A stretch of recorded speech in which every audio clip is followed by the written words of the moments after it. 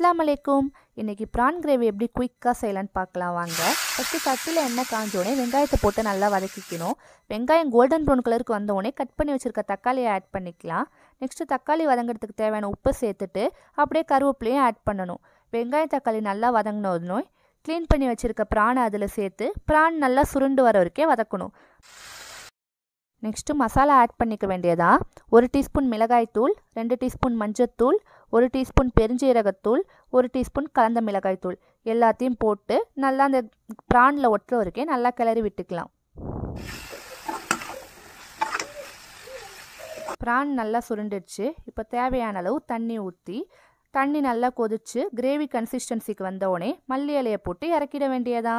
அவ்வளோதான், டேஸ்டியான prawn gravy ready. மாதிரி இன்னும் நிறைய ரெசிபிஸ் வீடியோஸ் வேணும்னா மறக்காமல் கமெண்ட் பண்ணுங்கள். அஸ்ஸலாமு அலைக்கும்.